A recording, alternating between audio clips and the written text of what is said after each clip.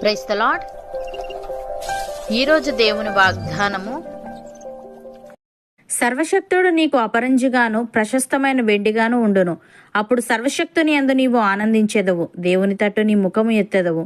యోబు గ్రంథము 22వ అధ్యాయము 25వ వచనము 26వ వచనము. సహోదరి సహోదరులారా, యోబు గ్రంథం మొత్తం మనిషి బాధల వెనుక ఉన్న ఆత్మీయ కారణాలను, దేవునిపై విశ్వాసాన్ని మరియు నమ్మకాన్ని పరీక్షించే సంఘటనలను వివరిస్తుంది.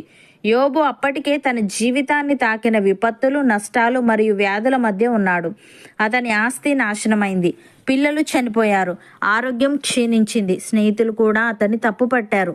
ఆ సందర్భంలో ఎలీఫజు యోబుతో మాట్లాడాడు. అయితే అతని మాటలు పూర్తిగా సరైన అవగాహనతో కూడినవి కావు, కానీ వాటిలో కొన్ని ఆత్మీయ సత్యాలు దాగి ఉన్నాయి. ఎలీఫజు మాటలు ఒక పక్క యోబు స్థితిని తప్పుగా అర్థం చేసుకున్నప్పటికీ, అతడు చెప్పిన ఆత్మీయ సూత్రం మాత్రం సత్యమే. దేవుడు మన జీవితంలో కేంద్ర స్థానంగా ఉన్నప్పుడు ఆయనే మన ధనము, ఆయనే మన ఆనందము, ఆయనే మన గౌరవము అవుతాడు. ఈ వచనాలు మనకు అదే సత్యాన్ని చెప్తున్నాయి. మనం మన హృదయం, మన విశ్వాసం, మన ఆశలను దేవునిలో ఉంచితే భౌతిక లోటులు ఉన్నా మనం ఆత్మీయంగా ధనవంతులం అవుతాం. దేవుని సన్నిధి మనకు బంగారము కన్నా విలువైనదిగా మారుతుంది. ఆయనలో ఉండే కృప, ప్రేమ, రక్షణ ఇవే మన నిజమైన ధనము అవుతాయి. అలాగే సర్వశక్తుని యందు నీవు ఆనందించెదవు అని అన్నాడు. ఇది ఒక గొప్ప ఆత్మీయ సత్యం. దేవునిలో ఆనందం అనేది పరిస్థితులపై ఆధారపడి ఉండదు. బయట సమస్యలు ఉన్నా మన హృదయంలో దేవుని సన్నిధి ఉన్నప్పుడు మనలో శాంతి, సంతోషం ఉంటుంది. మనము కొన్నిసార్లు డబ్బు ఉంటే సంతోషం వస్తుందని భావిస్తాము, కానీ చాలా మంది ధనవంతులు సంతోషంగా ఉండరు. మరి చాలా సాధారణమైన విశ్వాసులు దేవుని కృపలో ఆనందంగా జీవిస్తారు. వాళ్ళ ఆనందం వస్తువులలో కాదు, దేవునిలో ఉంది. అదే ఈ వచనం చెప్తున్నది. అలాగే దేవుని తట్టు నీ ముఖము ఎత్తెదవు అంటే ఇది నిష్కలంకత, ధైర్యం మరియు విశ్వాసాన్ని సూచిస్తుంది. పాపం, భయం, నిరాశ మన ముఖాన్ని కిందికి వంచిస్తాయి, కానీ దేవునితో నిష్కలంకంగా జీవించిన వారికి ఆయన ఎదుట సిగ్గు ఉండదు. నిష్కలంక జీవితం మనకు ధైర్యాన్ని ఇస్తుంది. భక్తుడు ఈ విధంగా అంటున్నాడు, మన హృదయము మన యందు దోషారోపణ చేయని ఎడల దేవుని ఎదుట ధైర్యము గల వారమగుదుము. మరియు మనం ఆయన ఆజ్ఞలను గైకొనుచు ఆయన దృష్టికి ఇష్టమైనవి చేయుచున్నాము గనుక మనమేమి అడిగినను అది ఆయన వలన మనకు దొరుకును. ఆయన ఆజ్ఞ ఏదనగా, ఆయన కుమారుడైన యేసుక్రీస్తు నామమును నమ్ముకొని ఆయన మనకు ఆజ్ఞనిచ్చిన ప్రకారముగా ఒకరినొకడు ప్రేమింపవలెననున్నదియే. ఆయన ఆజ్ఞలను గైకొనువాడు ఆయన యందు నిలిచియుండును, ఆయన వాని యందు నిలిచియుండును. ఆయన మన యందు నిలిచి ఉన్నాడని ఆయన మనకు అనుగ్రహించిన ఆత్మ మూలముగా తెలుసుకొనుచున్నాము అని.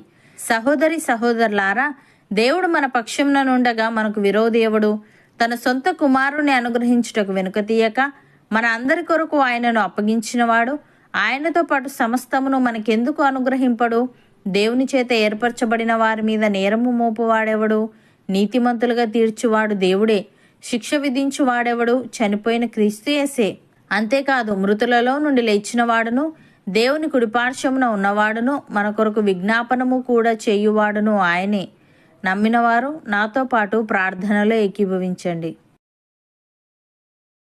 పరిశుద్ధుడా, ప్రేమగల తండ్రి, నీవు మాకు అపరంజిగాను ప్రశస్తమైన వెండిగాను ఉందువని, అప్పుడు మేము నీ యందు ఆనందించేదమని, నీ తట్టు మా ముఖము ఎత్తిదమని, నీవు మా జీవితంలో కేంద్ర స్థానంగా ఉన్నప్పుడు నీవే మా ధనము, నీవే మా ఆనందము, నీవే మా గౌరవం అవుతావని తెలియజేశావు. తండ్రి, నీకు స్తుతులు.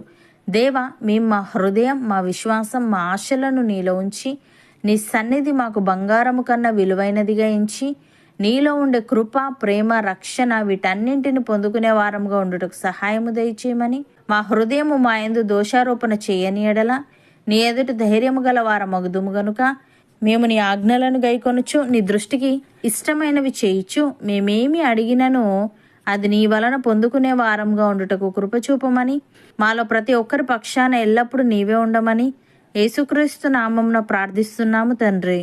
ఆమెన్.